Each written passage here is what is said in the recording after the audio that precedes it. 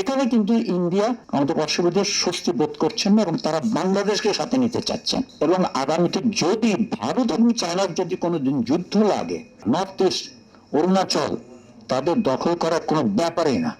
এবং তারা 65,000 মেগাওয়াট তারা ইলেকট্রিসিটি প্রডিউস করবে।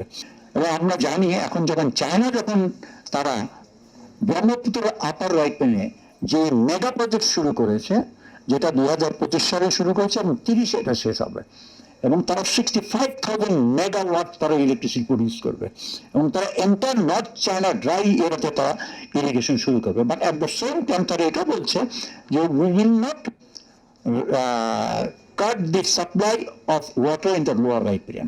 এখানে কিন্তু ইন্ডিয়া আমাদের পার্শ্ববর্তী স্বস্তি বোধ করছেন না এবং তারা বাংলাদেশকে সাথে নিতে চাচ্ছেন যে লেটাস, বিকজ যেহেতু আমরা দুজনই ভারত এবং আমরা ভাটি দেশের বাংলাদেশ ভাটি আমাদেরকে একসাথে কেসটা। আমার এখানে প্রশ্ন হচ্ছে, তিস্তা নিয়ে আপনাদেরকে এত বছর ধরে আমাদেরকে নাকানি চুবানি খেলেন, এখন আপনাদের সাথে নিয়ে কেন যাবো এটা না রিজলভ করে? That's my moral standing point.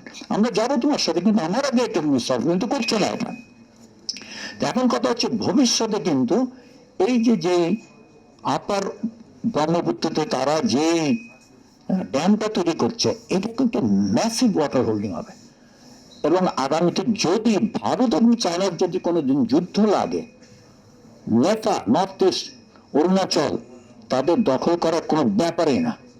কারণ তারা পানি ছেড়ে দিলে এন্টায়ার নর্থ ইস্ট কিন্তু ফ্লাডেড হয়ে যাবে, বাংলাদেশও ফ্লাডেড হবে। তাদের ট্যাঙ্কের মধ্যে তাদের লাইফ জ্যাকেট পরা যাবে ট্যাঙ্কে ভাসায় রাখার জন্য, এমন দুরবস্থা। তারা যুদ্ধ ছাড়াই কিন্তু তারা জিতবে। এই ড্যামের স্ট্র্যাটেজিক ইম্পর্টেন্স এত বড় হচ্ছে। তো আমাদের বুঝতে হবে ওয়াটার ডিপ্লোমেসি কত ইম্পর্টেন্ট। এবং এইখানে আমার যাতে চাইনিজদের যে আলোচনা হয়েছে, দেখো, if ever a war like that happen, if you do that, will compensate you provided you are on our camp. এখন আমরা সেই ক্যাম্পে যাব নাকি আমরা অন্য ক্যাম্পে যাবো, সেটা পলিটিক্যাল ডিসিশন।